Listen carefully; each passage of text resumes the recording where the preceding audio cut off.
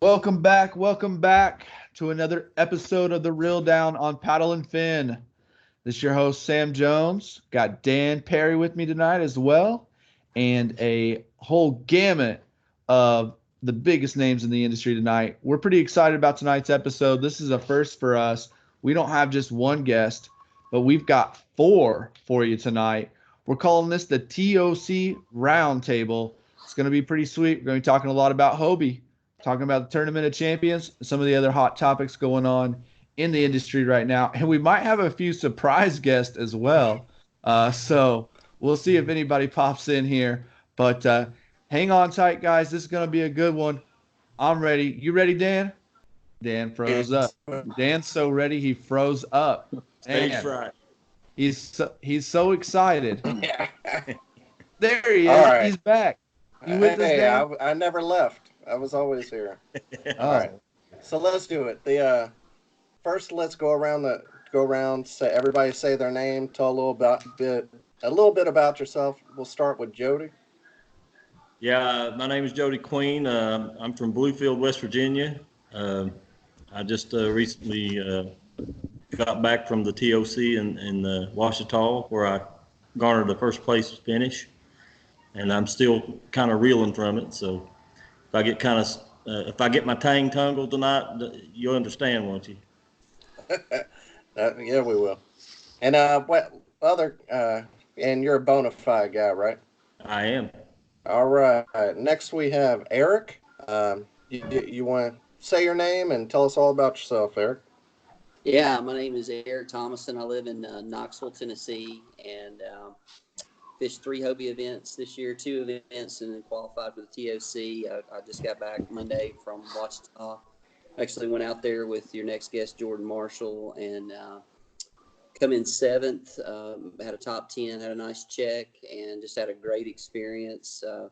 Fished out of a PA 14 and fished for Frontier Outdoors in Kingston, Tennessee. And the local trail I fish with is called Tin Cat, and we're actually kicking off our season on Saturday. So it's kind of gone to where it's a year-round type scenario. There used to be a little bit of a break, but now it just kind of goes straight through winter. So, Dude, he froze up again. All right. Well, while he's froze up and we're waiting for him to come back, Jordan, tell us a little bit about yourself, my man. My name is Jordan Marshall. I'm from Maryville, Tennessee. I just got back from the TOC. Me and Eric actually rode there together and back. Finished 5th place down there. I fished for the same club that Eric does. We actually live pretty close. And, it was the TOC was a great event. And, again, thanks to AJ and all the people at Hobie. They run a fantastic event, and I fished 3 events this year plus the TOC, so a total of 4, and cashed a check in all 4 of those, and each one seemed to be better ran than the last one. So nice. Speaking of AJ, the man himself in the house tonight. What's up, dude? Hey guys, how's it going? I'm working through some post-tournament speaking issues, a little under the weather, so bear with me tonight, guys. I appreciate that. Yeah, I feel you, man. I'm dealing with a little head cold myself, but the show must go on, That's right. That's right. No time for stopping and resting, apparently. Yeah, no, not in this industry. At least not at the level we're doing it, huh? That's right. And for those people that don't know, I'm just a kayak angler, a fisherman from Lexington, Kentucky. I'm full-time nomad on the road these days in the Southeast and then all over the country as a representative for Hobie, but also as the director for the Hobie Bass Open Series. So it's been a fun first year, and I appreciate all the support from you guys, and excited to come and talk about the culmination of our first year with you all. Yeah, dude, we're excited to have you guys on here tonight to talk about that. And I mean, generally you start by telling the beginning of the story and work your way to the end. But tonight, I want to start with where we ended, and that was the Tournament of Champions and crowning the first Hobie Bass Open Series champion, Mr. Jody Queen. Let's talk about that real quick. Jody, congratulations, first off. Hey, I appreciate it, man. Thank you so much. No problem, man. No problem. This is a huge win, and you've been in the game from the beginning, and you've seen the progression of this sport, the different series, the different clubs, all that kind of stuff, and then to come out on top of this one, I couldn't think of a better person to claim the victory here. But just want to get your take on all of this real quick. And I'm not just talking about the Tournament of Champions. I'm talking about this Hobie series as a whole. As someone who's got some experience and been in the industry as long as you have, what's your overall take on this Hobie thing? Oh man, hands down, the BOS series is the best tournament series that I've been a part of since I've been doing this. It's ran in such a way that it focuses on the angler, and when you walk into one of these events, you feel it as soon as you walk through the door. It's very well done, and like I say, the focus is on the angler, and the food is great. They feed you every day, so Oh yeah. I'm in, man. But yeah, and I mean the guest speakers they have. I mean we've had Mike Iaconelli, we've had Randy Howell. It's just and it's a pathway to a dream. I mean being able to represent your country in an event like the Worlds is just it's a bucket list thing. And ever since I've seen Ron Champion win that first Worlds there, I mean I knew that's what I wanted to do. And the satellite tournaments came up, and I was fortunate enough to have one close to me. I live very close to the New River, and I fished it for many, many years. And and I qualified through the satellite tournament on the New River in West Virginia. So yeah, I was very fortunate to be where I'm at, man. And Awesome. I have a question with that. I know you're from up there in New River. Now Yeah. that you've won $20,000 plus all the other checks back behind you, are you a lake guy too? you know, I've cut my teeth on the rivers all my life, and so the lake fishing thing was kind of new to me. And contrary to popular belief, I just started really fishing full time about 3 years ago.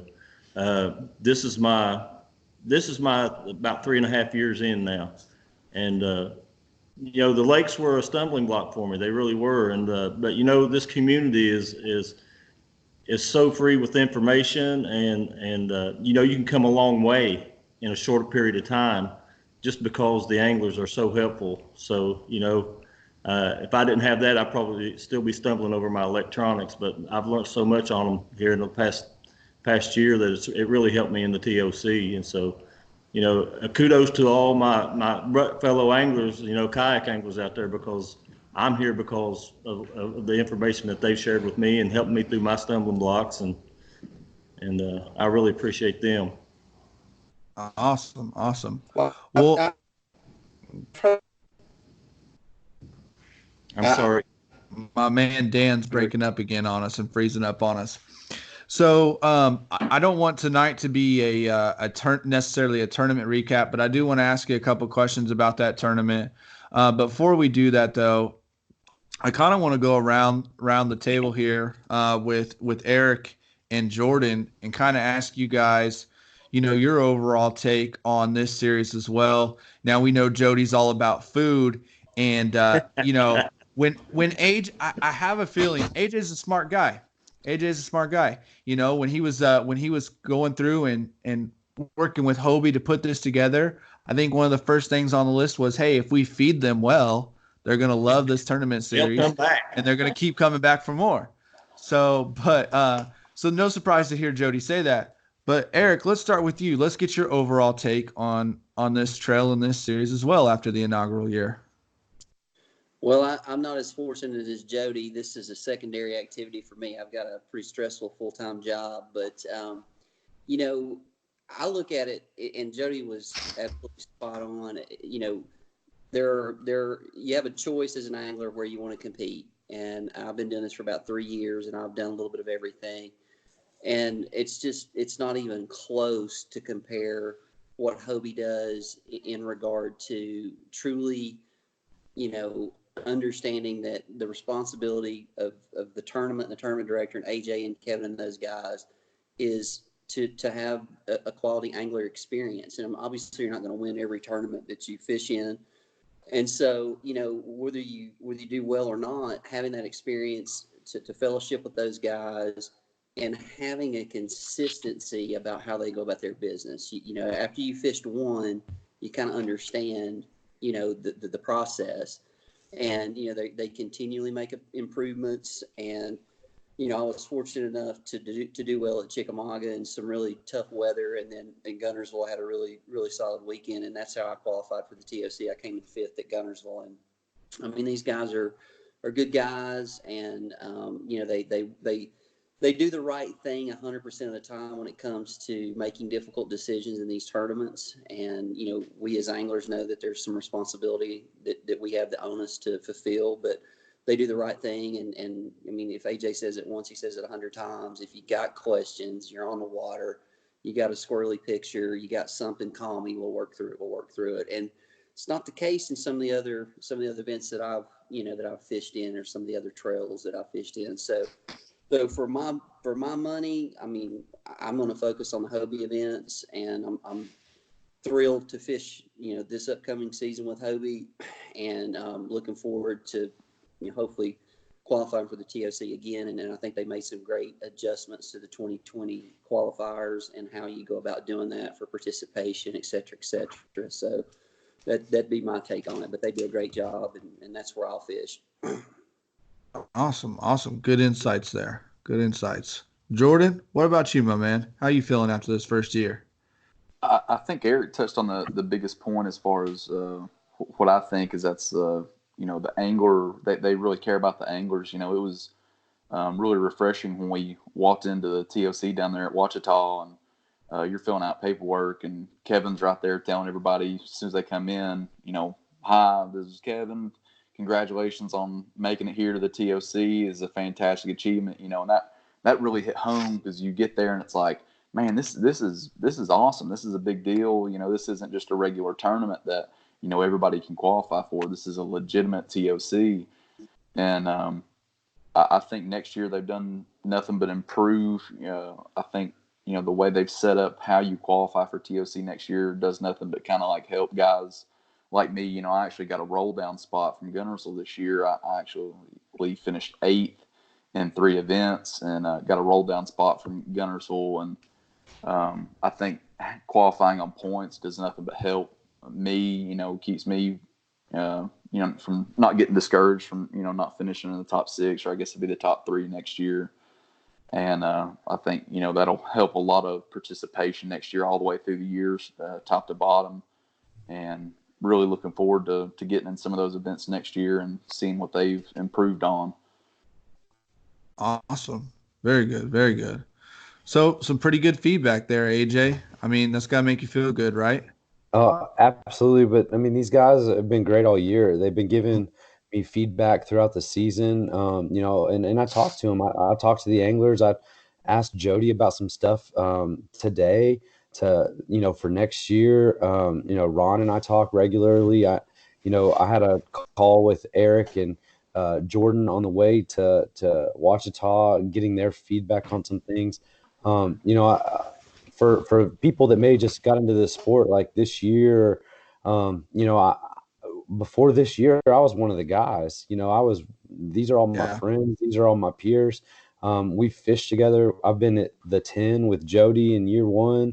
We've done some amazing things together, and fished tournaments for $30 all the way up to tournaments for 500 together. So these are all my friends and people that I look up to and love fishing with and against. And this whole thing has come about because I had an opportunity through Hobie with the Hobie Bass Open on Kentucky Lake, but we've just continually wanted to provide new opportunities for these anglers, and that's what it's all about. So I listen to these guys.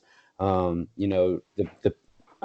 got one that's in my ear all the time about stuff, but then there's but that's the thing. When you stop listening to the anglers, that's when things can get off track. And I always want to be open, whether it's in the tournament or outside of a tournament, to hearing what people say and understanding why they're saying it. Now, we might not agree might not be able to make that decision right now. It might be the wrong timing, but like, you got to listen to the anglers, because that's ultimately what this is all about and who it's for. How tough has it been for you to step back and not fish? It's really difficult. I thought that I was going to be at these events and maybe get a day in on the front end or a day in on the back end, and just satisfy that itch a little bit. And it hasn't been like that at all. I don't fish at all on the front end, and on the back end, there's just really it's on to the next one, whether it's a dealer visit or another tournament or just getting back down the road. And so it hasn't, obviously I miss fishing tournaments, but as an angler, you just like to be on the water. And so I miss fishing a lot. Every time I post a picture, Jody's first one sliding into my DMs telling me, "Nice fish, buddy. I'm glad to see you on the water." And that means a lot, but he knows what that is for my soul and what it is for my drive to do all of these things in the sport. And, when I get out there, I appreciate it. I've got to find a little bit better balance next year. But we'll see how that goes. There's always time to get it on the water, and it might not be as much as it was last year, and it might not be what it is next year, but I'm excited about some new fishing opportunities next year competitively. And that'll work into my schedule pretty well for a couple of those events. And it's good to get back with those guys. I got to fish the KBF FLW this year, and I had to shake a lot of rust off, but it was kind of nice to get back on the stage and cash a check. So, it might not be a high volume thing for me moving forward, but I'll try to take advantage of the opportunities as best I can. Good stuff. Good stuff. Well, I have a question. So, and then we'll switch gears a little bit, but real quick, talking about feedback, talking a lot of the positive feedback, and you kind of touched on the negative a little bit, but what was like one overwhelming, constructive feedback that you got this year that you're already looking at making changes for next year? Like, what would be that one thing that was coming up a lot and you guys went to the drawing board on and making some changes for next year? Yeah. I don't want to say anything out of place right now. Sure. Some of that stuff can be fairly sensitive because we're kind of in a transition from 2019 to 2020. And, I don't want necessarily to say something out of place. But we do look at a lot of stuff from the anglers, and not just the anglers in the events, the anglers watching the events and looking for, better ways to view what we're doing, and anglers looking for some improvements and some things. This is a totally PC answer, but I'm just not in a position to divulge some of those changes right now, because it's just not fair to everybody involved for me to announce it in this capacity. I'm sorry, guys. No, that's all right. That's fair. Yeah. Can you tell us why you got away from the satellites this year?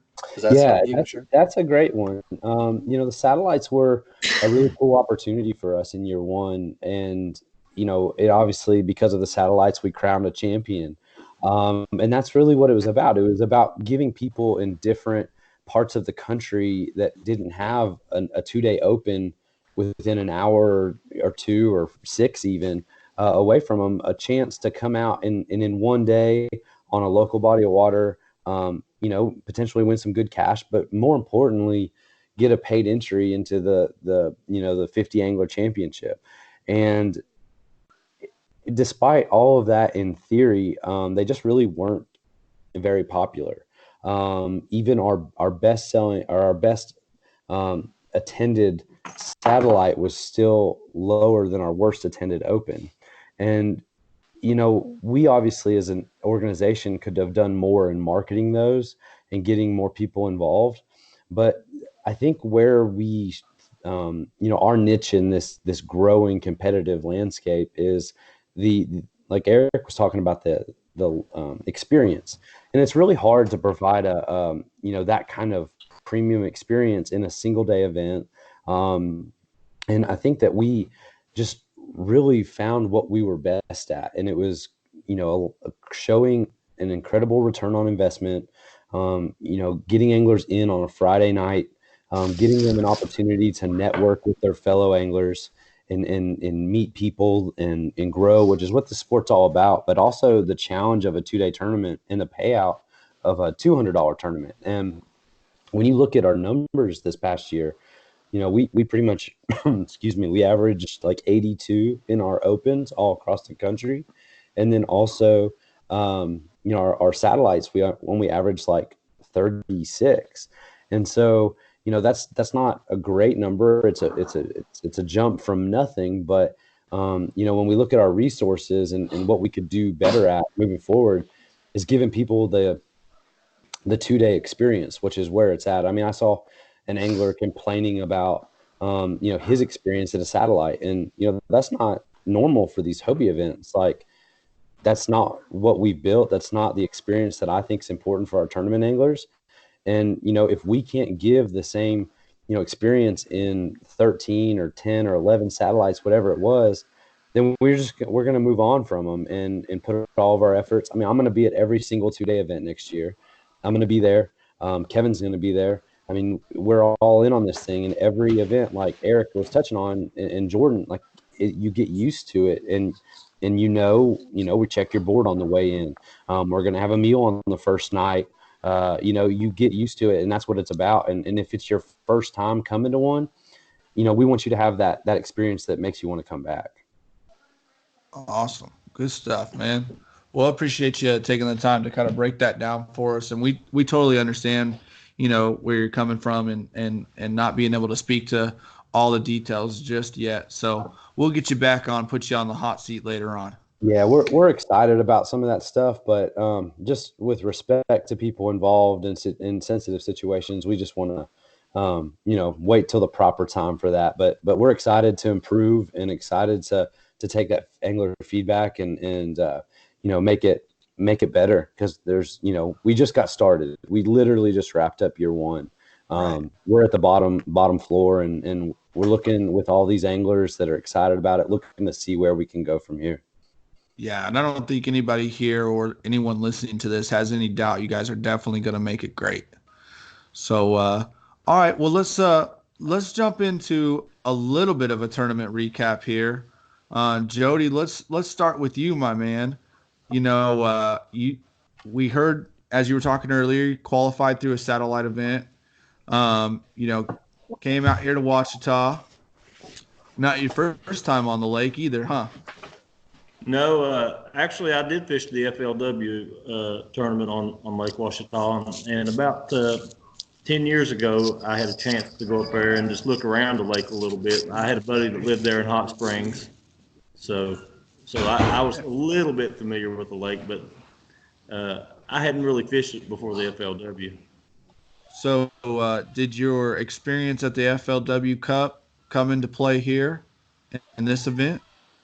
I did something totally, absolutely opposite of what I did in the FLW. A lot of the spots were schooling. During the time I was on the lake there in the FLW, I fished a totally different area and used a totally different technique.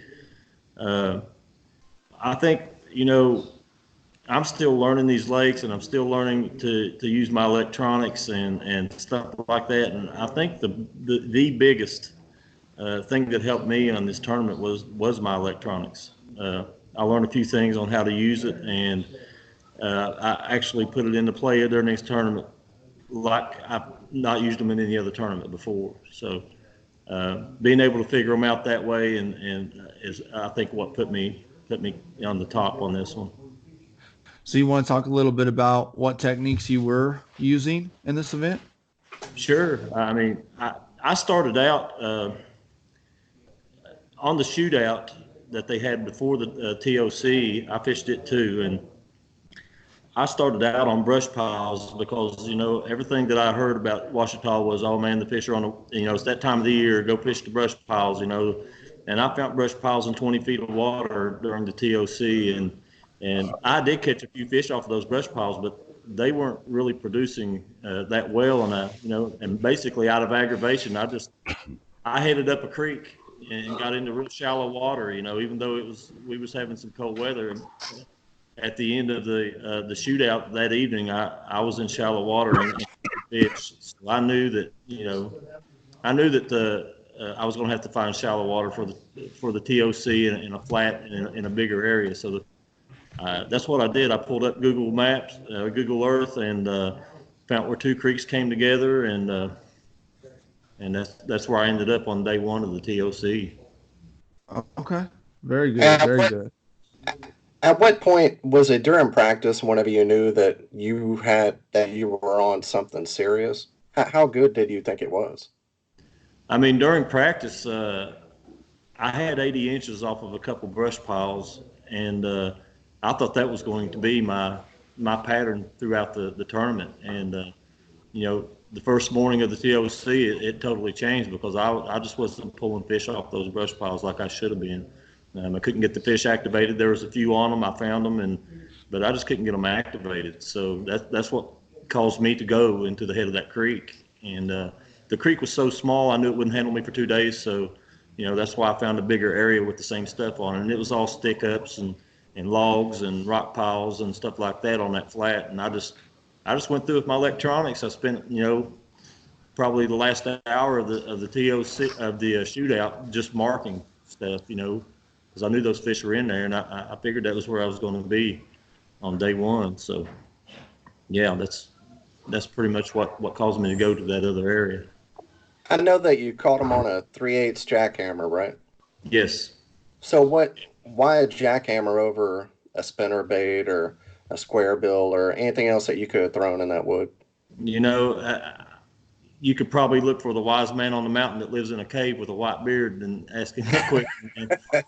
And I pondered that ever since I started using the jackhammer. I've been, I fished a tournament on the river last year on the Susquehanna, and me and a buddy of mine, where we were using the same bait, we was both using jackhammers. He was using something else, and side by side, throwing in the same holes. I was jerking fish out, and he wasn't. And it's just as soon as I gave him a jackhammer, we both started catching fish.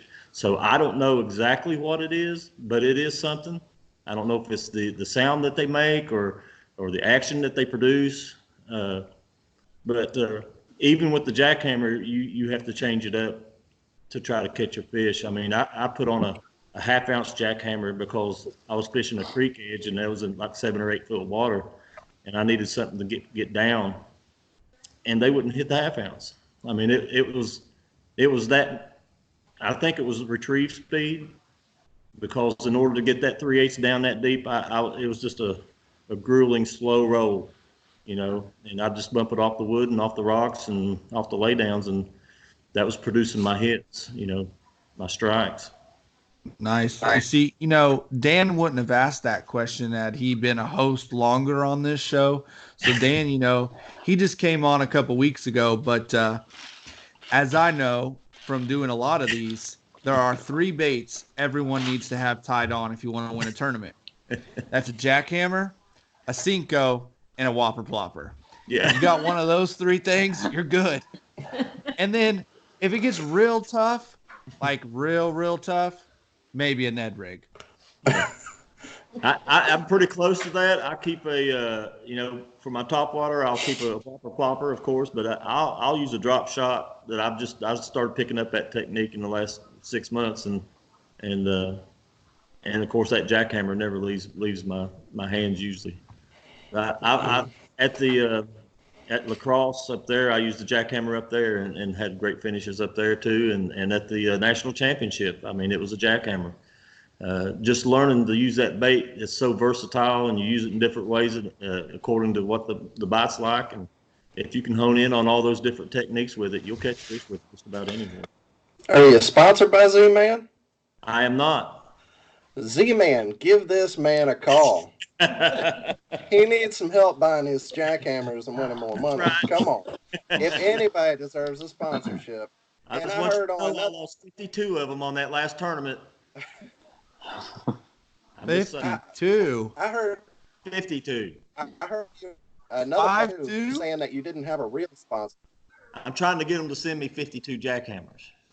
52. I'll take 2. Dang, he's gonna spend that entire $20K on jackhammers. The jackhammer I used in this tournament, I also used on the lacrosse. So I mean, they last forever, you know. And I use the razor shads for my trailers. So I mean, you know how tough they are. Everybody, I'm sure, knows how tough they are. So Absolutely. yeah, it's crazy All how long right. I'm rolling one. Well, Eric and Jordan, did you guys throw jackhammers too? I probably did. I probably did a little more than Jordan. Jordan wrecked on a spinnerbait, but we practiced together, and we both like to power fish, and so day one we found some standing timber, and we both kind of agreed, let's find as much of this as we can and just go as hard as we can, and that's what we did. And every day of practice we caught fish. I actually caught a 20 in practice, which for that lake was a big fish, and I didn't realize that in practice. And we caught several 17s and 18s, which were hard to come by come Saturday and Sunday. But like Jody, I'm a big fan of the jackhammer, and I've really improved with that over the last couple of years in a big way. And I actually rigged mine a little different. I really like to throw the gold blade when the sun's high, and it was out there, in the evenings. It was really high sun, and that's the bluegill. And I put this Yamamoto cowboy, and I rig it vertically. So when that goes through the water, that looks kind of like a fishtail swimming, and that's a kind of a unique bluegill look. And then I caught several fish on this Spro square bill, which that water out there at Ouachita was very clear. That's the one they call the clear shark. I know a lot of guys are secretive about what they use, but it's like, you still got to catch them, so I don't mind to share. Yeah, that's true. Most of my Fat Papa. What's that? Fat Papa. Isn't that what it is? It's not the fat pop. I think it's what they call the square bill 55. It's actually the thinner one. And then pretty much any shad colored spinnerbait. I caught fish on three things, and we actually fished an area called Little Fur that several other guys fished also, and about half of us did really well and half of us didn't do that great, and it was just littered with that standing timber. And that was new to me because we don't have that in East Tennessee, and I just thought, this reeks spinnerbait and chatterbait and square bill, and it was kind of, you're kind of, shooting darts. You're putting your lure in spots where you think there might be some fish, and you're just target practice, which is how I like to fish. So that's kind of what I did. Very cool. Yeah, that area at Little Fur, I hadn't seen that many trees in the water since Louisiana. I mean, there were trees everywhere there. And, day one, we both went left and made a big loop. And day two, we basically just went right and fished everything else that we hadn't touched the other half of the ramp. And I caught 9 of my 10 fish the 2 days on a couple different colors of spinnerbaits. And I caught one fish real late on day two on a little brown jig, fishing a point that kind of ran under a little marina at Little Fur. So, and it was basically just cover as many trees as possible.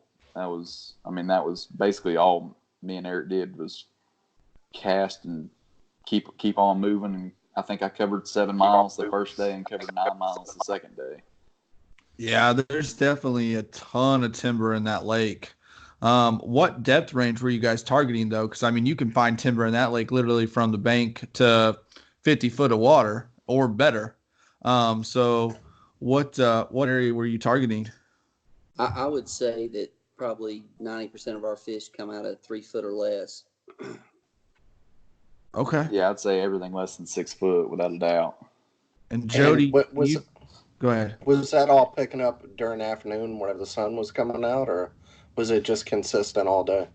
It's funny. Jordan was getting limits, really, really fast, and 8 a.m. most of the time. He catches limits real quick, and I always tend to do better in the afternoon. And so I caught fish.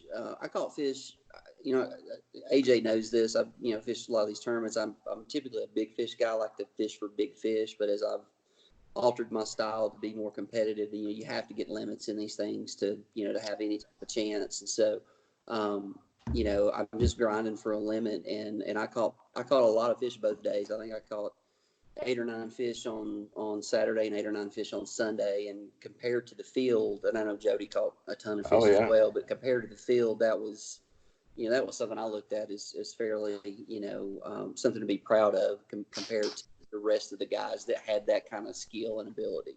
Yeah, I think it was only 18 limits both days. It was definitely a tough fish from what iAngler was telling us. I think that was something that was surprising to me, both also, at the Cup, I expected it to be tough. We know that lake's tough in the summertime. But this one, I really expected it to be a little better. I think it's just we've had such a weird cold snap this year and weird weather altogether. I'm sure, AJ, when you guys were looking at your schedule for this year, the reason you picked this in the fall is just because of the size of fish that it's known to produce, and that it's known for that fall bite. Were you at all surprised by the results of this tournament? Yeah, actually I was. We there was a lot of variables that go into picking locations, and especially with a venue like the Tournament of Champions, we wanted it to be a special experience for our anglers, a good resort kind of community that we had everybody into. Big shout out to Mountain Harbor Resort. They were incredible hosts. But we also, the lake it can be a challenge. And we know that, but we thought the potential for the fall would be better. And based on some of the things that we heard a week ago, it was. Some of the anglers that got down a little bit earlier, maybe pre-fishing the previous weekend, they were on some different stuff. And, for people that maybe hadn't heard, there was a pretty strong weather pattern that came through the week of the tournament, dumped a lot of rain into the lake, dropped down to some really cold temperatures.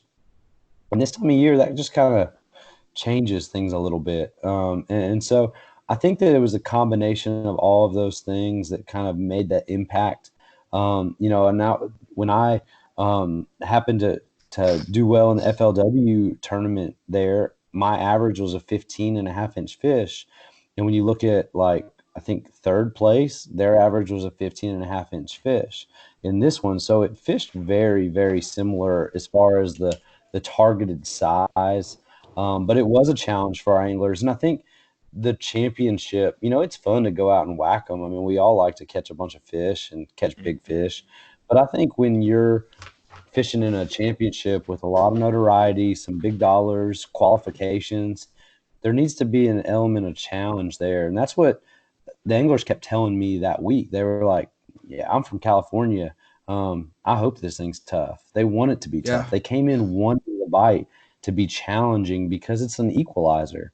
And it's, figuring out a bite when it's tough is different than just, catching them left and right. And so that's one of those things that, as we continue, and November is a tough time of year. So let's, this thing's going to be set up for November next year. And it's probably not going to be an easy tournament next year either. We might be getting snowed on next year. You never know. And so the thing about that Jody's is, shaking his head like, no. Yeah. I mean, we could have been it snowed the next day after, everybody else went home, but it went from 60 degrees to 20 degrees on Lake Ouachita on Monday. And it went from nothing but rain to spitting ice to spitting snow. And when I was loading my kayaks up at the end of that week, I mean, I had some freeze on them. And so it can happen. November is not a time of year where, Mother Nature necessarily gives you her best offering, but you can also nail it. And we had two really good weather days for the TOC. It was chilly in the morning, but it got really nice. I was watching all the anglers take their boots and bibs off, and there were like piles of socks in the corners of kayaks. By the end of the day in their fish pictures. But that's this time of year, no matter where you're fishing. It's, when you can get that 50, 60 degree sun at the end of the day, things can happen. Yeah, absolutely. I agree. When was that, Jody? When I got home, I was rushing to get home before the snow hit. because when I woke up after I got home that night, I woke up and we had like 2 inches of snow on the ground. So it dropped quick. I was fishing water that was full. I mean, I found water on that flat, off the edges of the flat where the channels were running in. I found 49-degree water after those cold nights. But as soon as I hopped up on that flat, I was still fishing 57-degree water. And so that water didn't have a chance to cool down much. And the fish that were laying in those channels, they weren't active. But as soon as you hit that 3-foot range, those fish were active. Those were the fish that were feeding. Very cool. Eric and Jordan, where did y'all? I know Jody, you said you were staying at the resort. I'm guessing AJ was in the RV. Were y'all at the resort too? We stayed at a VRBO that was actually on the property at Mountain Harbor. That was probably 3/4 of a mile from tournament headquarters, and it was very wise decision. I mean, everything was convenient. We had time to shower before we went back to the dinners and the weigh-ins, and like I said, the resort was great. And kudos to AJ and those guys for the venue, because a big thing is safety. And I mean, we had that place ourselves. I mean, we were there all week and we didn't see hardly any motorboats whatsoever, and the ones we did were John boats, and they were looking to go somewhere to hunt. They weren't even fishing. So I mean, it was a beautiful place at a really interesting time with it being at Winter Pool, but I mean, you couldn't ask for a better place for safety and being able to every ramp fished really big. I mean, there were several people at our ramp, but hell, I didn't see anybody. We, like I said, Jordan and I covered probably 6-7 miles a day, and yet you might run across somebody. And I passed through towards the main channel on Sunday, and gentleman was like, "Which way did you fish?" And I said, "I fished this side," and he wanted to fish the opposite side. I mean, there's a lot of good etiquette involved in this group, and I don't know of any drama that's occurred in any of the tournaments that I've fished, which is very refreshing. Cool. How do y'all normally? That's something that's always interesting to me. Are people staying in hotels, camping? It's just one of the funner parts of kayak fishing, the community to me, is doing all that. Do y'all normally just rent a house or?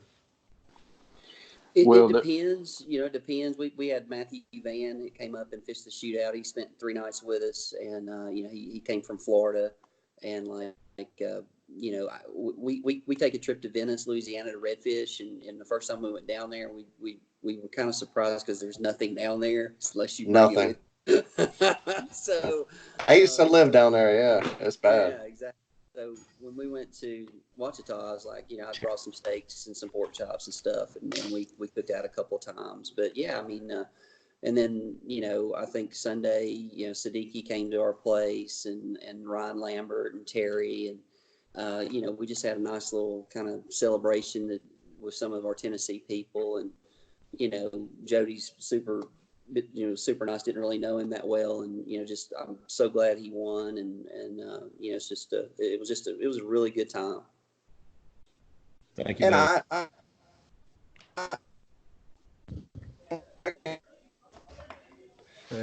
keep telling us that are still in bass, but I'm like, am I back now? You're back. All right. So yeah, I keep telling my bass boat friends that they need to come over and check out kayaks, just because of the community that we have is so much fun, and everybody's hanging out, and like Jody was saying, sharing techniques, and just the community is night and day difference. If anybody's watching this and you're just now getting into kayak fishing, come out and try and fish a tournament. It doesn't have to be a Hobie, a big one right from the start, but come out and check it out and be a part of the community and see what it's all about. It's so much fun. Speaking of boaters coming into the kayak realm, you guys had a pretty big name there at the TOC. Pretty epic moment there for the kayak industry. I was watching.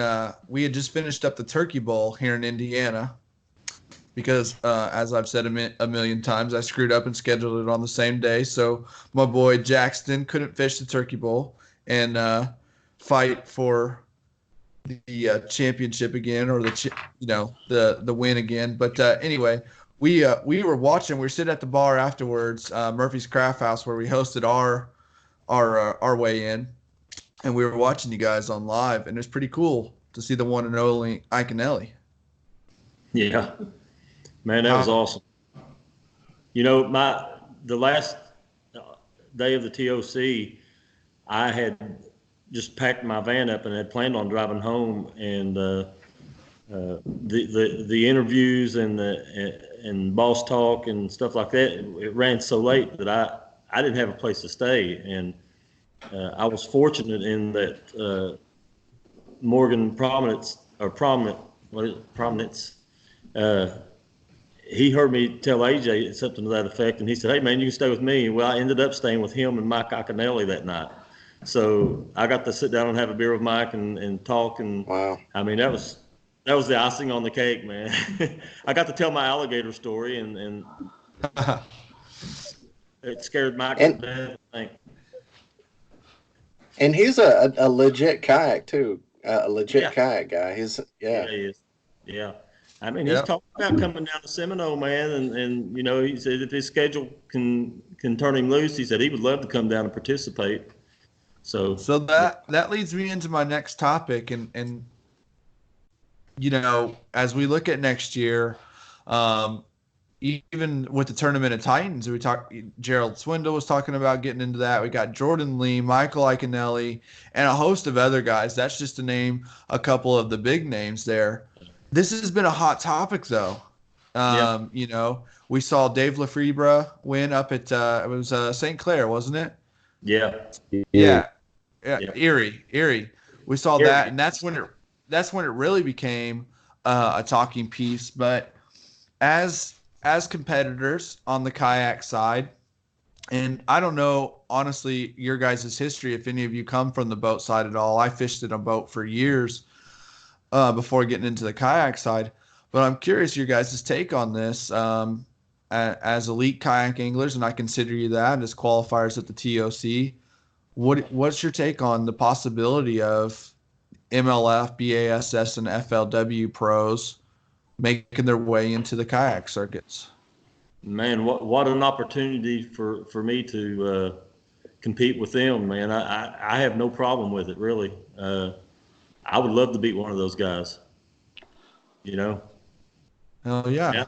Yeah, I mean, who can say that they competed against Mike Iconelli or Randy Howell, or, you know, I mean, and what if you do beat them? I mean, they're just like anybody else, guys. I mean, you know, they're going to have to get out there and find the fish like us. They're in the playing field is going to be a lot more level because they're going to be in kayaks, and the learning curve. Ask Dave Lefebvre what the toughest thing was for him. It was taking a picture of a fish. Yep. You know, absolutely. I mean, you know, they've got to learn all that stuff along with it. And I think, you know, with them coming in, I think it's going to create a lot more respect from the boating world for what we do in the water, you know? Absolutely. Jordan, what's your thoughts, man? I would love to fish against some of those guys. I look at that as a big opportunity, and you know, to fish against that level of competition is something anybody always wants to do. And you know, I would welcome those guys to big events and even local events. You know, I would love to take that opportunity and you know, kind of see how things would stack up, and you know, kind of compare my skills versus their skills or on the water. Some time or some place. I mean, that would be nothing but a cool experience to me. Yeah, absolutely. AJ, what are your thoughts on this, my friend? You know, I've got an interesting perspective on it. It's a little tough though. I mean, you know, I finished third on Erie to Lefebvre, and you know, he earned those fish. It was an awesome time out there, but you know, the other side of that doesn't get talked about. I mean, someone's excited in the background. She thinks we're live. She's trying to get attention or something. But she, because she hasn't had enough of it this year. Well, watch out! Here comes the skillet. The other thing, you know, is as a director, we're working really hard to get more dollars into the sport. And we're working really hard to get more dollars in the sport for our kayak anglers, the people like Jody that are trying to, be professionals and are. But, right now the pie for financial gain as a kayak angler is very limited, and you're almost having to rely on tournament winnings to make a living doing that because the sponsor dollars aren't necessarily there. So when a pro comes in, and I'm talking like a legitimate pro, like everybody that you just mentioned has well over millions of dollars in career earnings, just on the circuit, let alone sponsor dollars. So Right. when somebody like that comes into the game, and obviously they still have to get up in the morning,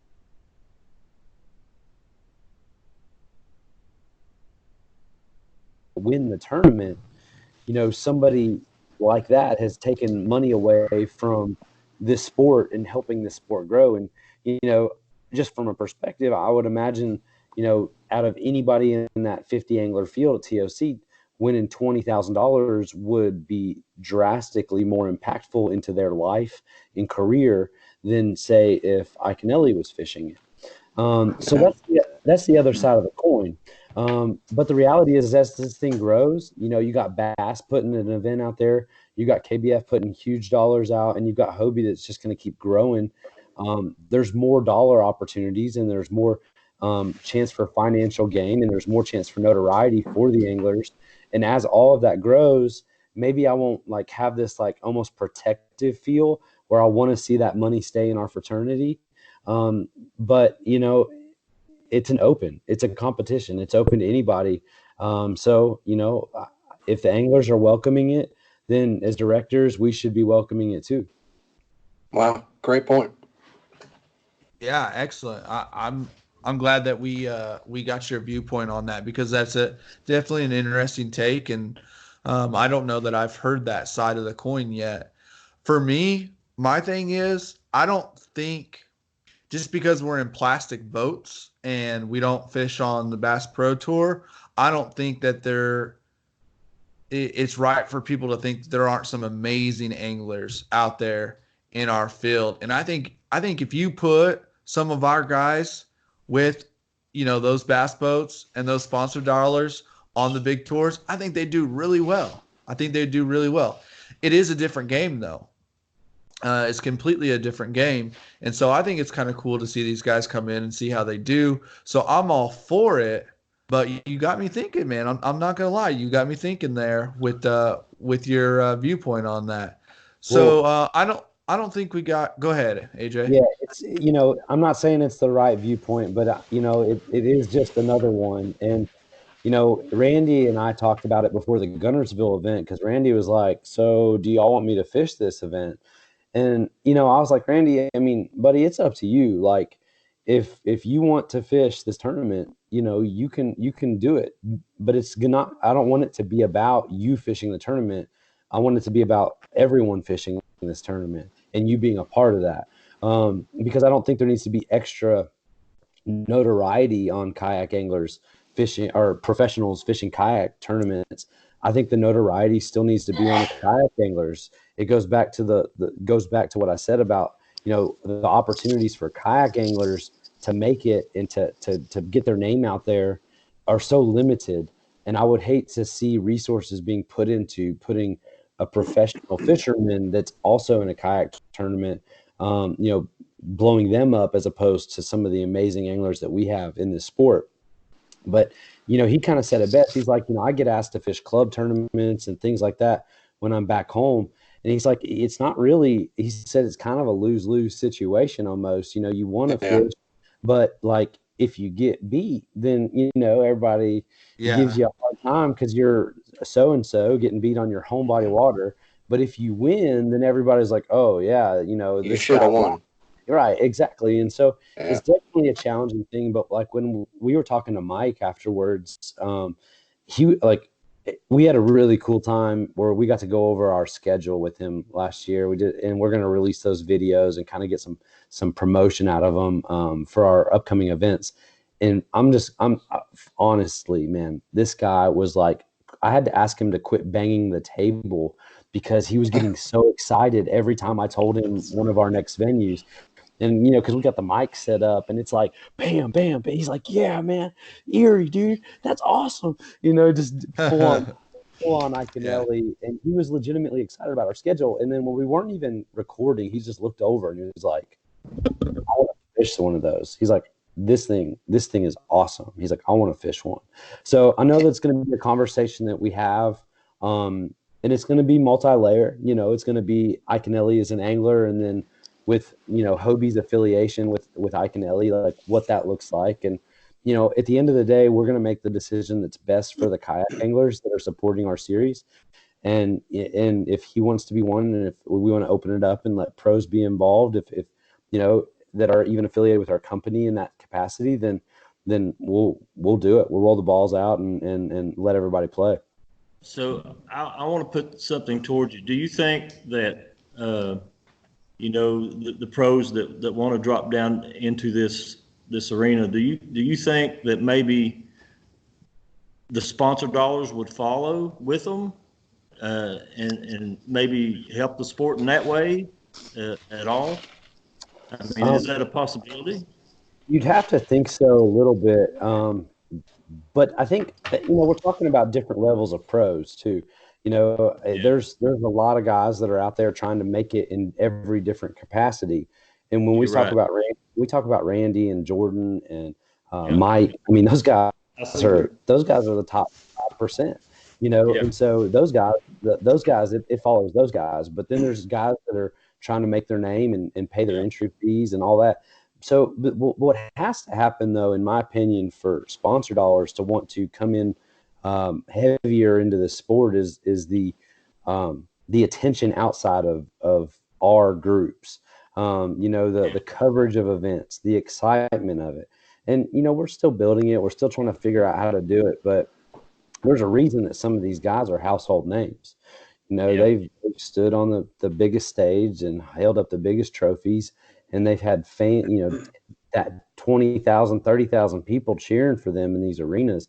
And then it's a different game in that capacity. But, it wasn't that long ago that professional fishing was, there wasn't a big crowd there. It wasn't a TV spectacle. So, there's things, in this growth process and with our technology opportunities that are going to enhance what we can show, but also provide a different, avenue for potential sponsors to get their name out there and to grow their business through this, through this community and the attention. Yeah, I understand what you're saying, and I agree with a lot of that. And it's kind of what you're saying is this sport is also it's still in its infancy, really. I mean, it's not been around long enough to establish those huge purses and everything. And, if it keeps going at this rate, I think there's going to be a point where it's starting to do it exponentially. And I think it's going to be, the sponsor dollars may come regardless. I agree. I agree with you, Jody. And but there's only so many places to pull it from right now. And KBF has a lot of great sponsors that have been with them from the start. And Hobie's got some great companies that we work with that are, continually increasing their support of what we're doing. And so it's growing. And we joked about it, but I'm not really like joking that much, but it would be amazing 10 years down the road if, you're presenting a check to somebody that won the TOC that had an extra zero on it, just, from your and, through what we're working on in our goals and our efforts, if this thing is growing like we all believe it is, and I'm on obviously a directing side of the sport, but my full-time job is selling kayaks, and so I eat and breathe and sleep and sometimes don't sleep kayaks, and so if we all believe what this thing is really doing, and in the growth that the potential that's there. In 10 years, there's no telling what we're going to be sitting here talking about and what other opportunities are going to be available for the next generation of anglers, and even all of us that can still be doing this thing that we love so much. I mean, we're all getting in here and things are happening, and there's going to be a lot more opportunity in the future. I believe that, and I'm working towards that. And I know everybody that is involved in this podcast tonight believes that wholeheartedly as well. Yeah, absolutely. Yep, couldn't have said it better myself there. So, all right, let's do this. We've talked a lot about this year. We've talked a lot about the current climate here. Let's get into 2020 a little bit. You mentioned the schedule a couple times. You've dropped a couple of the lakes, but just in case somebody listening to this hasn't seen the schedule yet, let's go through this, I'm going to say, dynamic list of lakes, because I mean it's a pretty epic list here that you guys have put together. So let's start with number 1, Lake Seminole in Georgia, February 1st through the 2nd. That's you're kicking the season off there. That's gonna be a good one. Why not Florida though? Yeah, I mean it's on the border. Well, yeah. I mean Seminole's in Florida a little bit. You're 25 to 30 you're gonna need minutes to have Lansing out there, man. Yeah. And I'll be really honest. There's a lot of things that go into scheduling, and Florida has some phenomenal fisheries, and I would love to have an event in Florida in the future, but things worked out really well for us to go into Bainbridge, Georgia, which is very close to Florida, and in a lake that is also partially in Florida and does have Florida strain bass. So we're kind of close there. But Best of it's an opportunity. both worlds. Yeah, it's an opportunity. There's going to be 2 great rivers feeding that lake, both of which have shoal bass. It's an early season opportunity. The potential for an absolute giant bass is going to be there. But it's a lake that doesn't land on national kayak schedules very often. I don't know if it's ever been. I know some Georgia clubs fish it and some Florida clubs get up there and fish it. But I don't think it's ever landed on a national event schedule. And that's about what we want to do. I mean, we want to give new opportunities to our anglers. I mean, we want to check, bodies of water off the bucket list, because that's part of the experience and part of the appeal of traveling as a kayak angler. I think it's just going to be a really unique fishery. That time of year could be difficult, but it could also be extremely rewarding. And I think it's going to be a lot of fun. And I think all 3 of these guys are planning on being there. And at least I hope so. I don't know if Eric's got enough vacation days banked yet, but he might be awfully sick come early February. I know for me, that's my number 1. Yeah. All right, Jordan, Eric, Jody. Used to be an old peach orchard. Seminole was a peach orchard before it was a lake. It's a man-made reservoir, but it's got all those peach trees still. All the stumps and stuff are in them, and you got miles and miles of pads. You got miles of grass. I mean, it's going to be. And that time of the year on Seminole, I'm going to tell you right now, it's going to be. You're going to be banging some big fish down there. Jackhammer time. Jackhammer, baby. And a red rattle trap. That's right. Nah, Cody will go down there and whoop everybody on a black and blue Cinco. Yeah. All right. John Stewart. Yeah. All right, here we go. Moving on, though. The second one, and this guy's sitting in the house with you, AJ. He's got to be excited about this one. We're going to Matthew Scotch land, Lake Fork. It is Matthew Scotch land, but he does not particularly love Lake Fork. It's been a challenge to him. Now his buddy Guillermo, that's his favorite lake. So I know Guillermo's excited, but and I'll just speak on it real quick. Lake Fork has been extremely open to kayak tournaments and anglers, and some of these other big name lakes in Texas have not been very welcoming. And it's not necessarily because we're kayak anglers; it's because there's so much other demand for bass boats and other tournaments to come there that they just aren't seeing the need for, extra stuff. So Lake Fork's always been welcoming. It's a bucket list fishery. It's very easy to get to from Louisiana, Arkansas, Oklahoma, Texas, even the New Mexico guys. Matt Ramey, he won. He's a New Mexico angler. He came out there. I know they're bringing a crew. And that's another, we're talking pre-spawn. The the restaurant at our host area last year is called Tiffany's. Anybody that's ever been to Lake Fork Marina Motel knows about Tiffany's. It's all about the pie there. But there's a little newspaper article, and it talks about this guy that had the most phenomenal day ever, and it was like mid to late February. And I've been going there for like 8 years fishing the TOCs and things like that have passed, and I read that article every time, and I'm like, February. And so it just played out perfectly for us to come there this year in February. And it's another opportunity for an angler to check off a bucket list lake, but also, I mean, a chance at a true double digit, a true giant, you catch a personal best, whether it happens in pre-fishing or tournament day. Like, to be fishing in a body of water where you could do that adds a level of excitement that any bite that you get, it could be the biggest fish you've ever seen. And I don't care how big your personal best is. Lake Fork has fish that are bigger than that. That's right. Truth. All right, moving on. The next one, Lake Norman, Mooresville, North Carolina. Yeah, and I'll be the first one to tell you that I don't know a ton about Lake Norman, but we had some opportunities there, and there's a collaboration with the Queen City Kayak Fishing Club out there in Charlotte. So it's going to be an opportunity for their anglers to see what we're doing and be a part of that. And everybody that I've talked to, though, and I reached out to a good amount of people in that area. They're like, March is straight fire.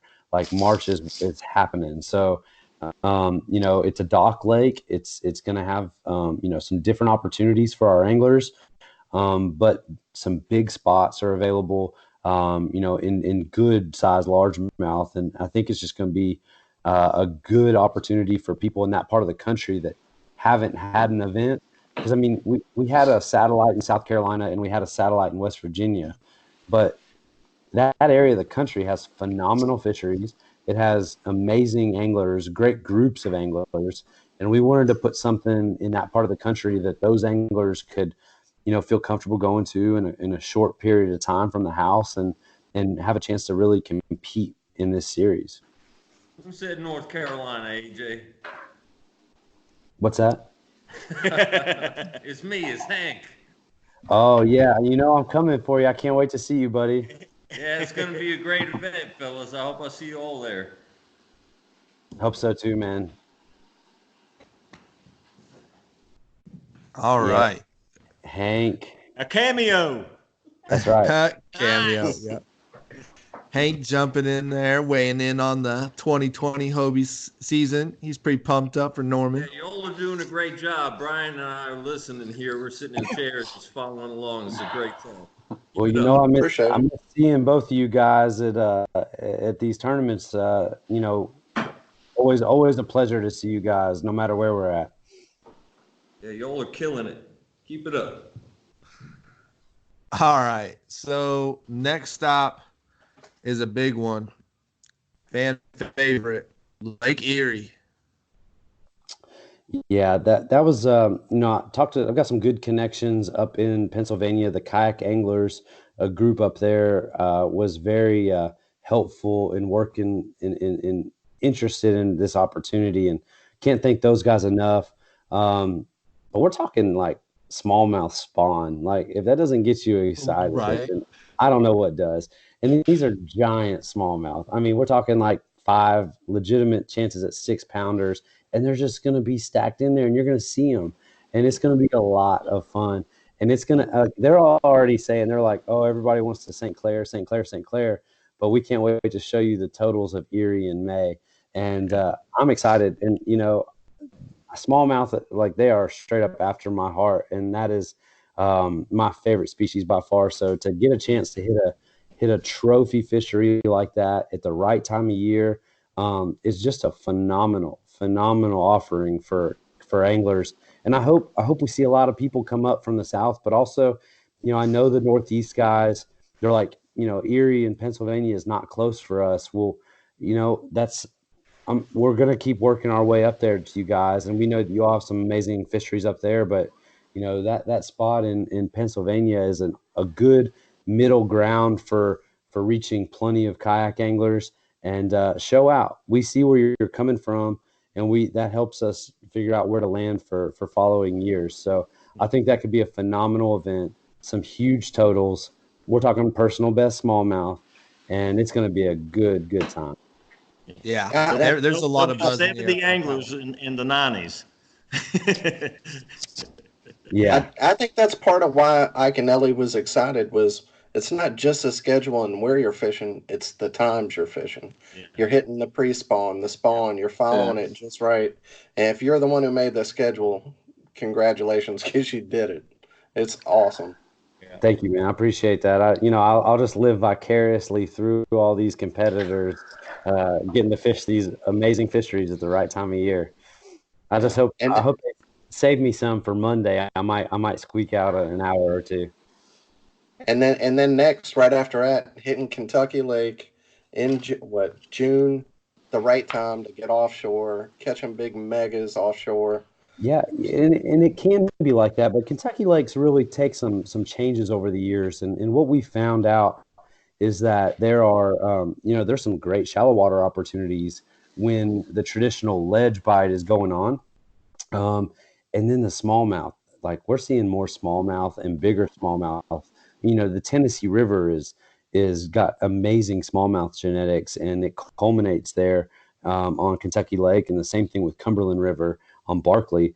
And yeah, there are Asian carp there, and they're working really hard to eradicate that situation. But there's also still bass there, and there's some true trophy-sized bass, and they might be doing different things than what they were 3-4 years ago, but they're still there. And I know that our anglers are going to figure out how to catch them, and we're going to see some big totals, and it's going to be a good time. That's kind of, that event, it's special for us. That's the original Hobie Bass Open.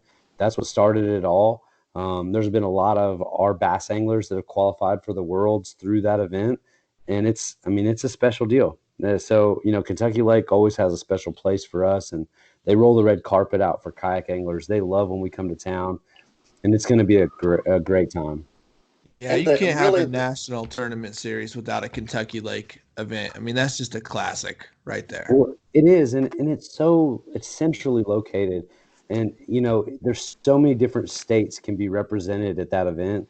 And I think that's what makes it really cool, because it kind of draws in the South and the North and the Midwest. And, everybody, so many kayak anglers can be 6 to 9 hours away from that tournament and really, really have a good time and have a great fishing experience. And the land between the lakes area is just, if I had to look at your schedule and say that there's one great family tournament where you could bring your family and fish, that'd be a great one to go to. Yeah, it really is. And Kentucky Dam Village is a great place for the family to hang out all day while you're out there on the water. There's a lot of cool stuff in that area. You're right. I mean, it's a good spot to do that. And it's summertime this year. Hopefully the kids still aren't in school. Bring the family out. We'll have a good time. Cool. Yeah. And moving from one awesome fishing community to another, heading up to La Crosse, Wisconsin, Mississippi River. Yeah. La Crosse has been getting a lot of play recently, kayak tournaments, but also all the national entities. And those guys have done a great job of just welcoming anglers. One of our, fellow kayak anglers he's very responsible for that. John up there, Jeremiah up there is just killing it in growing the sport in that area. And he was very receptive to us coming up there. It's the middle of summer. We want to be in a cooler area. We don't want to be, having anglers just burning up. And, that's just such a unique fishery with so many different opportunities. And we were excited to get up there. It'll be fun. And there's going to be a lot of fish caught. And hopefully there's a good amount of anglers coming in from the Midwest and really showing out for one of their premier fisheries. Absolutely. And then from the mighty Mississippi to the Dirty D. Yeah, the Delta, all the way out to Cali. The California Delta, we've all seen, professional tournaments out there, and they're just getting jacked on giants out there. And, there's a whole bunch of opportunities out there. There's grass and frog fishing and punching and all of these different things. But another place where you have the potential at a true giant. And I know the California Delta is vast, and we're going to dial in our boundaries a little bit as it gets a little closer to that time.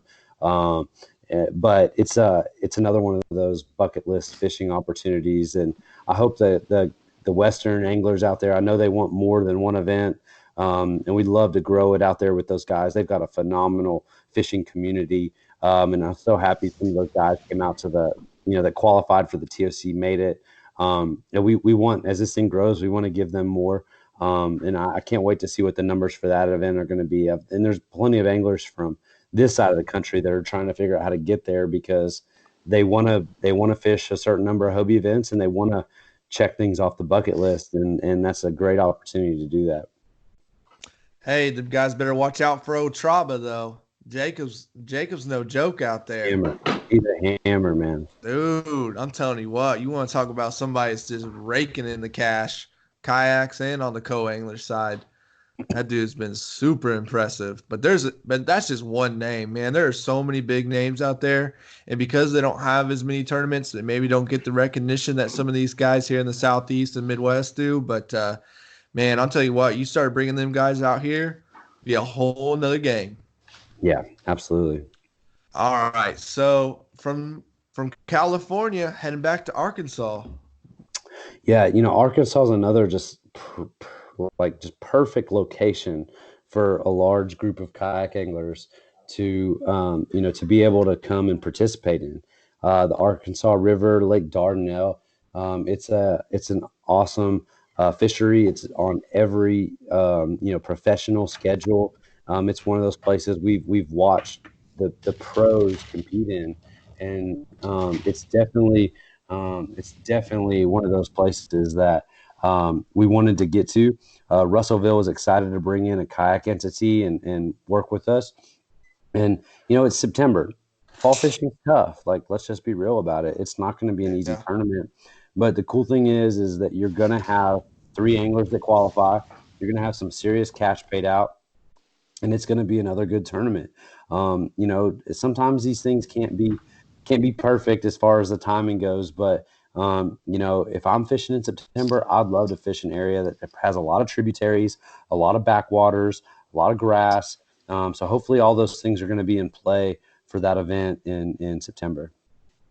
Absolutely. And then we round out the regular season in Alabama on the Coosa River chain. Right by the house. I'm seeing some smiles and some grins. Thanks for that one. Yeah. So we got a couple guys, 2 or 3 maybe, that are excited about this one. But Coosa River chain. Yeah, and the Coosa River chain represents a lot of different waters. And we don't officially have our boundaries out, but our headquarters is Gadsden, Alabama. And Gadsden was so excited to work with us as a kayak entity and really bring something new into their community. Gadsden's right on Lake Neely Henry. So obviously that's going to be in play. And we're looking at some of the other waters right around it. So we're talking about the upper portion of the Coosa. A lot of people might be familiar with the lower section, but we're going to be probably up in the northeastern part of the state for this one. And, there's some great spots. There's some good lake fishing going on. It's going to be interesting to kind of put these, 2 lakes out there, or 3 lakes, depending on how that plays out for anglers that maybe, nationally aren't aware of what these lakes are and what they provide. Very cool. Very cool. So that rounds out our season. Now, we've heard from AJ. Let's hear from you guys as the anglers. What do you guys think? What are you excited about? What's on your list? What are those must stops for you guys? Jordan, you want to kick us off, man? Yeah, I think I'll probably end up going to Seminole. I know Norman's on the list, as well as Kentucky Lake as always, and as a river guy, I'm really happy to see the Coosa chain on there. I'm not sure if it's going to be in bounds or not, but I've been on Weiss, which is pretty close to that area, if I'm not mistaken, and I really enjoyed being on that fishery. So yeah, I'm really looking forward to the schedule this year, and hopefully I might make one of the other events a little further away. I really like to go to Erie and possibly the one in Wisconsin up there at up in Mississippi. That'd be La Crosse. Yeah, that would be nice. I'd like to go up there. It's been somewhere I've always wanted to go to, and this year is as good as any to go up there. Absolutely. Jody, what do you think about this? Yeah, it's definitely Seminole, Erie. I love La Crosse, man. I like that area. It's a unique area. It's got, I bet there's 10 or 11 different kinds of grasses that grow in that area. It's just a really vibrant fishery. I love La Crosse up in there. And Norman's only about 2.5 hours from me, and that one's definitely on the list. And I'll probably try to swing over and do the Coosa chain too if I can. But definitely those 4. Very cool. Very cool. All right, Eric, what about you, my man? Yeah, so it's a kind of funny story that I started a new job the week before the TOC, and so I literally took my second week, and I just didn't work my new job, but I kind of factored that into the interview process. So, but I've got Lake Norman. I've got a guy that actually fishes local with us that knows a little bit about that lake. Certainly, Kentucky Lake is pretty close to me coming from Knoxville. And then the Coosa River chain. But like Jordan said, we travel pretty well together. So if we can swing a trip up north to Wisconsin or Lake Erie, we had such a good time at Ouachita.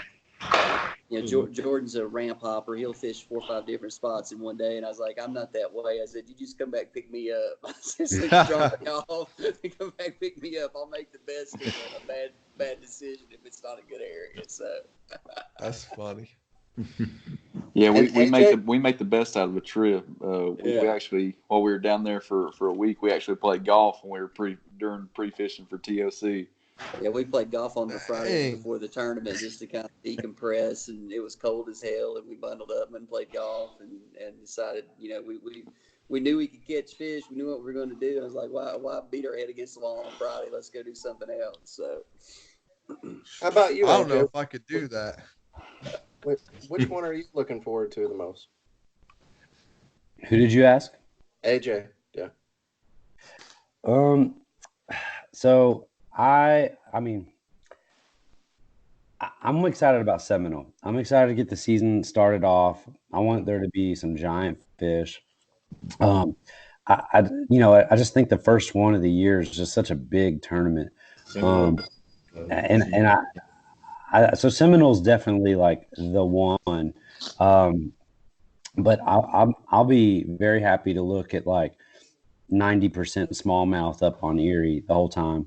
Those are probably my 2 from a judging standpoint that I'm looking forward to the most. But from a tournament, like just organizational standpoint, Kentucky Lake is that's kind of like home, man. I'm from Kentucky, but that's like 4 hours away from where I grew up. But those people at Kentucky Dam Village, like they're ready for us every year. They know us. They're the kayak group, and they've done so much for us. And the people up there are just so great to our anglers. And I'm looking forward to some other places kind of showing the same love this year. But Kentucky Lake is always been good to us, and I love giving back to their community. And that's part of this whole thing. These communities are supporting kayak anglers in these tournaments, and part of that's giving back to them. And with the issue with Asian carp there, they've been hit. It hurts their tourism. It hurts some of those things. And so knowing that we're coming back to a community that really needs it and wants it, and we're giving back to them, and they've given so much to us. It's a really rewarding to give back to the community and help them out. Very cool. So, which one's Christine excited about? She is so excited about all of them. Now, I'll be real honest, like those 2 in February are cutting into her ice fishing time, so she's not really happy about those early season tournaments. But doghouse for those, huh? Yeah, no doubt. But Fork's always been a little tough for her, but she's got some revenge there. She's got defend her title on Kentucky Lake. Excuse me, sorry about that. But I think she's going to try to fish a few. I mean, she's excited about all the other organizations coming out with stuff too. So she just gets excited to fish and compete. And as long as she doesn't, work herself into, the mental game of it beforehand, she's ready to go for any of them. Very cool. All right. Well, good stuff, Dan. What are you thinking, my man? For me, it's Seminole too. I mean, Coosa River, that's only an hour away. My mother and father-in-law have a house on Lay, but yeah, just an hour. Neely Henry. Really looking forward to that one. But Seminole, like you said, AJ, Giants. I'd love to throw a rattle trap. I'm gonna have to get better at that jackhammer apparently. And yeah, Seminole. My old fishing partner, he caught a 9 there in another tournament. So yeah. Well, while we're on we're still talking about Hobie and things like that, and you're a sales rep. Now that the 360 is out, I don't think we can have a Hobie discussion without actually talking about Hobies.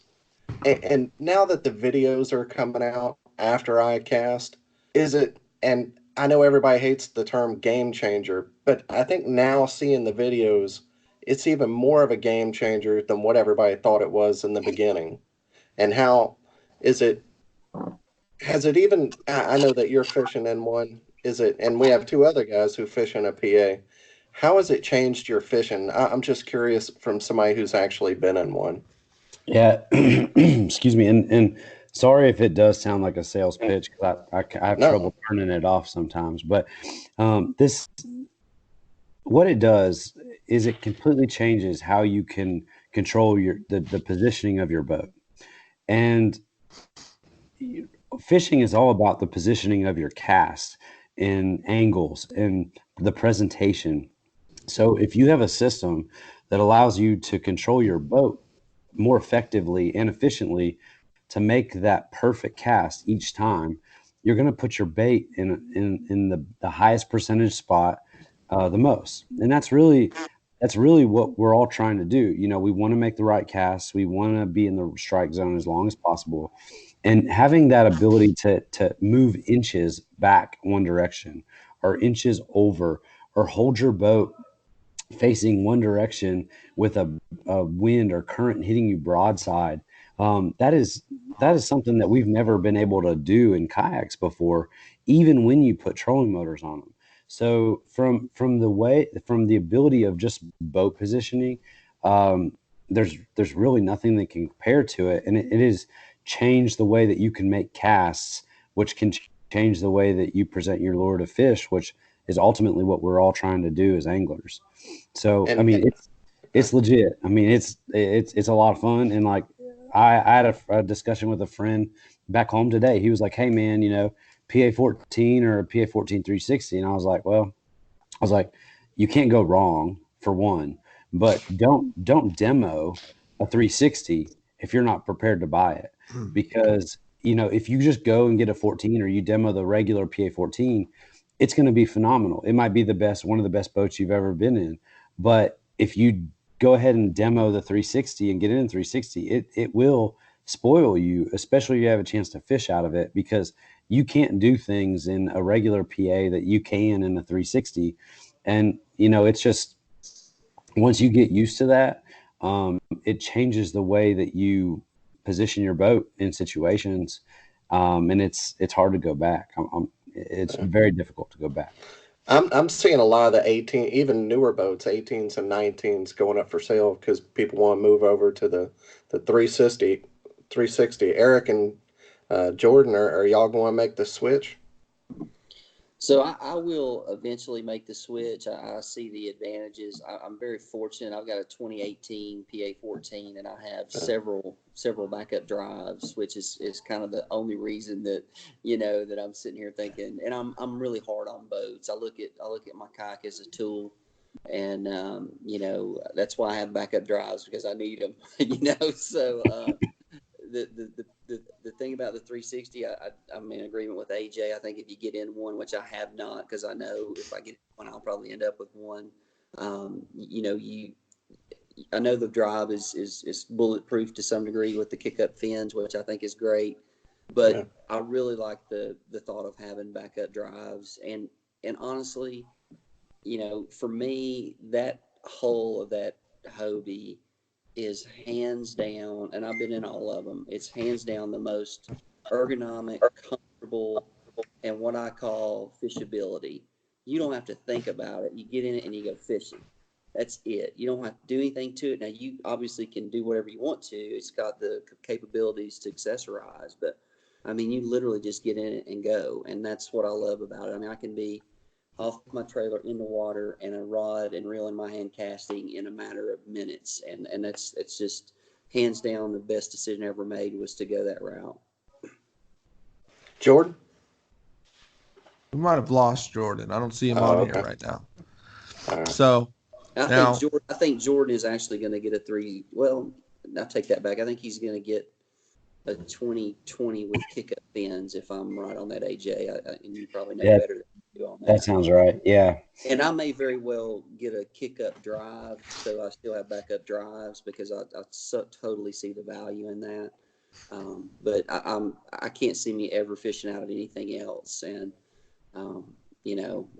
it's shocking to me that people fish out of other things. But again, hey, come on. I'm just throwing it out there. Hey, well, Jody, hey, I put people on the hot seat here. Come on now. I have to be honest with you, man. I actually fished the TOC in a 2020 PA 14. Dang it, you beat me to it. I was getting ready to just rail you on that one.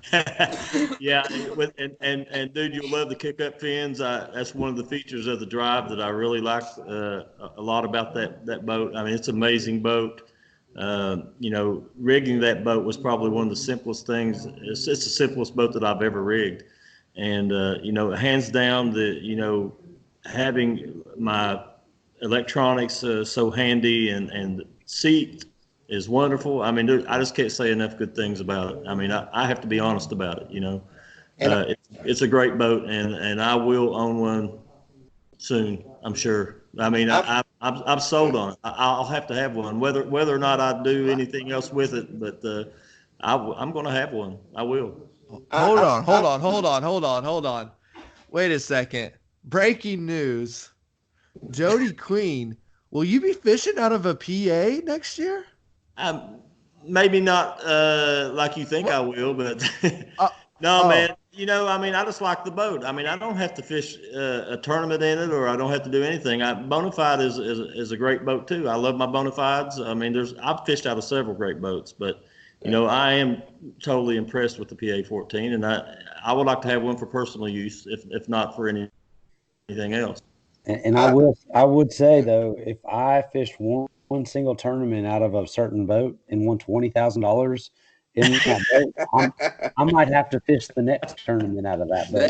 That mojo is a long way. That's boat mojo. There it is. Don't blow it, Jody. Yeah. I've actually had the Bonafide 127. Now I have a Titan 12.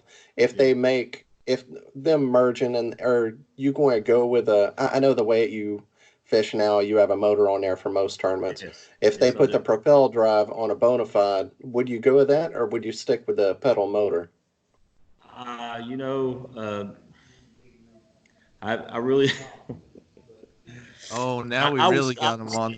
I would stick with the motor. I mean. Well, I mean, I can do things. I can do things with the motor that you wouldn't believe. I mean, how I use that motor sometimes, but. The propel drive on the Titan, I think it's a great thing. I have been in the Titans before, but for me, I mean, the most impressive boat out there. I have some knee problems, and I can't really do the whole pedal like a bicycle. It kind of messes me up. And the last time I used to have a radar, and I had it for a little while, and after I used it in a 2-day tournament, I would be down for 2 days. And one thing I can say about the Hobie is it's more of a natural movement with it. And I pre-fished in the Hobie, and I actually fished the tournament in the Hobie, and I didn't experience any problems with my knees. So I think that would be one of the big sellers for me on the Hobie. I'd be able to fish the BOSs, and it gives me access to a lot more chances at revenue. So I have nothing bad to say about the Hobie at all, man. They're great boats. I love them, and if in all honesty, I will have one. I mean, I already know I will. Just from AJ's fishing out over. at that one time. AJ's over here like converted another. Success. It's all his fault. I will tell you that. I'll wear that blame proudly. But my biggest thing with any of these anglers, and I get anglers that are on staffs and have been, that reach out to me, and I want them to just try the boat. And if they like it, then we'll have the conversation. It might not be for everybody.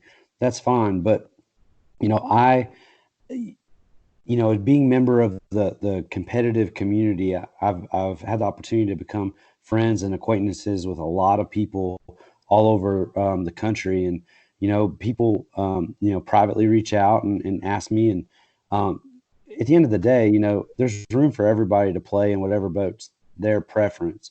And I've had guys that wanted to switch over, they thought, and then they went and tried a Hobie, and then they didn't switch over, and that's fine. At the end of the day, though, you just got to be comfortable in your boat. You got to have confidence in it, and it's got to make you feel good when you get in and when you get out. And if your boat's making you sore and you're not fishing days that you don't want to fish, or you can't fish certain conditions, then maybe look at some other boats. There's a lot of great options out there at all sorts of price points, whether it's Hobie or not. You can get into a pedal drive for $1,400, or you can have the ultimate pedal drive for just under $5. And there's something in every shape, size, color, prop, fin, paddle, in between those numbers. This sport's got incredible engineers and incredible manufacturers. And try a bunch of boats. Go home with the one that fits you the best. And that's what it's all about. Absolutely. Well said. Well, Jody kind of put himself on the hot seat, took the pleasure away from me. But I'm going to put you on the hot seat now, AJ. We can't have a tournament director on this show and not talk about the topic of trolling motors. Oh. So let's get right into it. 2019, motors were not allowed on the Hobie series. 2020, is it in the conversation?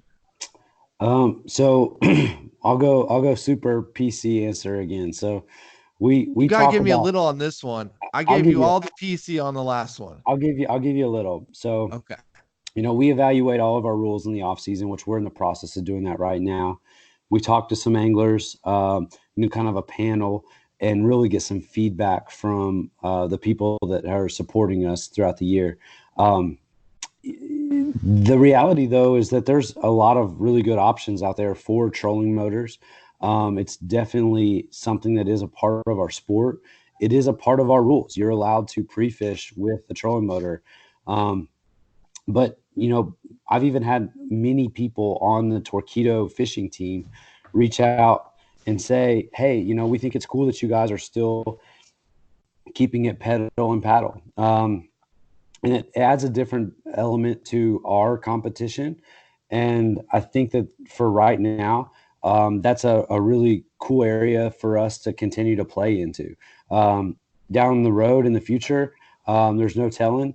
But, we will evaluate that rule every year, and we listen to feedback, like I said, pros and cons. And not everybody gets their way. But we hear you and we listen and we take that to heart and we evaluate it. But I would say that that's something for at least next year. That's not a rule that we're interested in changing at this time. It seems like right now with two other tours that are going to allow a motor, it seems like a differentiator that you're doing something different, and it's something that y'all stand out by being powered, personal, man-powered. And, some people really appreciate that. And, we've all heard the arguments, and I understand the arguments, and I understand the abilities that provides and how it invites other people in. And, we all get that, but if you want it to be a very competitive, kind of an athletic type of competition, where it takes stamina and it takes strategy and it takes all of these things, because you're limited to the human element of this whole thing. That's kind of a cool aspect of our sport. And, like I said, we'll always evaluate it. And it's definitely, motors have come a long way in the sport, and they're going to continue to evolve, and things are going to change. But, really for 2 competition days to take your motor off, and pedal or paddle around, come on out. It's not the end of the world. And you can still practice all week. You can save your energy for the weekend, but that right now is something that does differentiate us. And, we get a lot of positive feedback. Like I said, some people can't say it like publicly, but privately, I get a lot of positive feedback from that rule. And we kind of like having that differentiation. And, like a lot of people don't mention, like, the BASS, the elites, they're not allowed to use nets. FLW is allowed to use nets. So there's always like these differentiating things between entities. And, that's always going to be part of the sport. There's always going to be differences. The American League and National League and how they handle, the designated hitter. So there's just differences. And it's just, it's part of it. All right, there you go. You got it from the man himself. So thanks for being willing to have that discussion with us. I was talking with my buddy Alan Reed earlier today, and it came up, the motor thing, and I don't remember how it came up, but I don't know that there's a right or a wrong here. I don't know that it's actually an argument. I think it's just, I think both cases are right, and it's just a matter of which one you want to do or not do. I don't think I think everyone says, oh, it's an argument that'll go on forever, but I think both sides are right. Like, you can make a great case, and if you intelligently think about it, you can make a great case for both sides of it. So I think it's cool what you're saying, and having that be a differentiator for you guys, and being steadfast on that, and really listening to the anglers and what they're wanting. So I think that's cool. Well, I think I think your perspective is great there. I mean, it isn't one way or the other. It's a rule in either event, and in any event that you participate in, any sport that you participate in, you have to follow the rules of that sport, of that competition. And if you want to fish competitively, but you want to use a trolling motor, there's a lot of opportunities for you. If you want to participate in an event that doesn't offer that opportunity, there's an opportunity for you as well. There's a lot of grassroots opportunities in the Hobie additional to that on a higher level. So it's just, where do you fit in? What do you want? What is your craft, set up best for? And it's not right or wrong. Like you said, it's just, you can fit into where you want to based on the rules and the requirements of every event. And that's just, that having options is better for, for everybody. Absolutely. Yep. Well, guys, I think we've had some really great conversation tonight, and I'm enjoying it, and I could keep on going on forever. But out of respect for you guys and your time and our listeners, we probably ought to start winding this thing down. So before I ask my final question of you guys, Dan, do you have anything, or Jordan, Jody, got anything you want to share? I just want to say, thank you to AJ. I mean, I think that there are, at this point in the growth of this sport, there are pioneers still that are pioneering the way for, guys like me who want to do this for a living. And without them, this conversation, we wouldn't be having this conversation if it weren't for people like AJ and Chad Hoover and what BASS is doing. And I just want to say I appreciate it, and I will support all these series and the Hobie BOS series with all my might. I'll be at every one I can be at. But I appreciate you, dude. I thank you. Amen. Thank you, Jody. All right, guys. Well, I got one final question for you two to answer. And that's, we're talking about Hobie. That's what this is all about. We got a lot of people out there that are getting into the sport or maybe been around the sport for a little while, and they've considered this Hobie thing, and they've looked at Hobie and said, hey, maybe that's something I want to do. Maybe they're on the fence. Maybe it's travel. Maybe it's something else. Maybe it's the motor thing.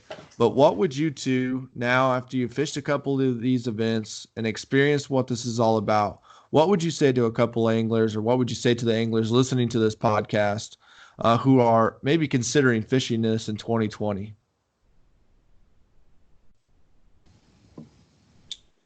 I mean, I would say, look at your schedule and, take a look at your anglers at your local club and say, hey, let's go and fish one of these, because it's, even though it's at a higher level of competition, it's still fishing, and so you go out there and you do what you do to be successful at your home waters. You have the opportunity to compete with some really good guys and to meet people and to learn more and to understand more of what goes on into what I would call kind of a more serious event because of what's at stake. You're fishing for maybe $200, $300, $400, $500 at your local trails if you got a good turnout, and then you go there and you're looking at potentially a $4,000 or $5,000 check depending on participation.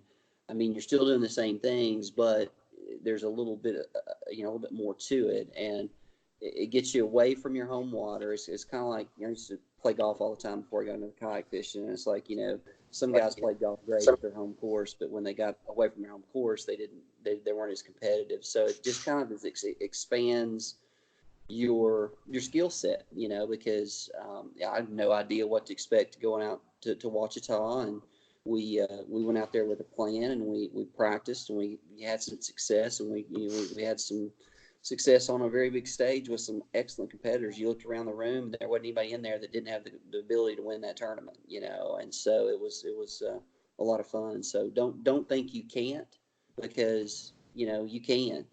I'm an example of that. I've not been doing this that long, but I've gotten better every year, and I understand better now how to be competitive. Yeah. I would just say that,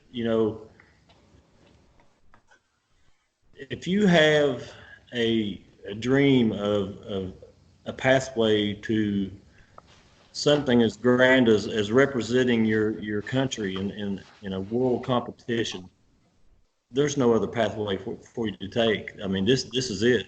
I mean, if it's your dream to do this, then, the only thing that's holding you back from doing it is yourself.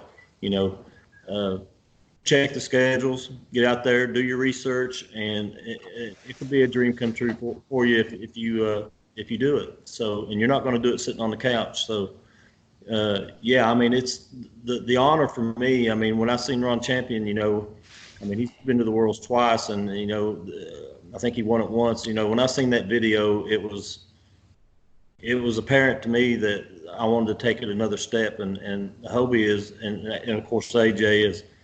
I mean, they've created that path. So, if it's what you want, if you want to take it to the next level, this is the way you go. This is the path you take. If you want to represent the United States on a worldwide stage, Hobie has got the path laid out for you. You just got to get up off the couch and go do it, man.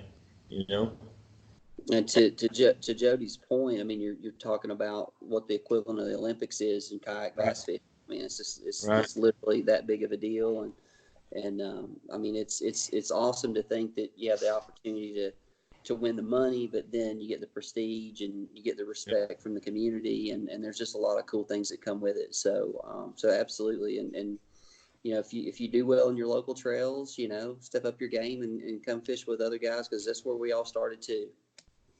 I also want to say congratulations to everybody who made it to a TOC. Somebody was going to be in the bottom 5. You made it there. Congratulations getting there. Hold your head high because you got, some best fishermen or fisherwomen in the country were going to go home and not do as well as they wanted to, but you made it there, and congratulations just getting there. Yeah, there's definitely prestige in just making it there. I mean, you know that when you walk into the place. When you walk into the TOC, it's evident that you've done something to get there, and I mean, it's an achievement. So, yeah, I agree wholeheartedly with that. Well, congratulations to you guys on your 2019 seasons. Congratulations on making it to the TOC. Everyone listening who made it to that. That's an epic accomplishment right there. AJ, congratulations to you, my man, on running an amazing series that has had just some awesome reviews and feedback and just a great experience for these guys. That's something that you can definitely be proud of. Guys, give AJ some love. He's out here busting his butt. And, trying to make this great for all of us. As he said earlier, he is one of us. So make sure you give him some love when you see him out there. We appreciate you guys coming on the episode tonight. I think we might have set the record for the longest ever Paddle and Fin recording. We're windy in a sack full of buttholes, ain't we? That exactly. So, but it's been a good time, and I appreciate you guys. A great conversation. I'm sure we'll have more in the future with you guys. AJ, man, thanks again for coming on, and I know you're feeling a little under the weather, so I appreciate that. And we've held you up from eating some nice fried fish as well. So we'll let you guys call it a night. And man, we can't thank you guys enough for coming on and sharing with us and our listeners. Yeah, real quick. Thank you guys. Thanks for having me. Thank you for giving these anglers a platform to talk about their experiences, and that's what it's all about, man. And people are going to hear that, and they're going to want to come out there and do this thing. So thank you guys for putting in the extra work after hours to share the stories with the other anglers out there, man. Appreciate you guys. Yeah, man. Thank you. Appreciate that. All right, you guys. You guys have a good evening. We'll see you soon. Later. Thanks, guys. Thanks.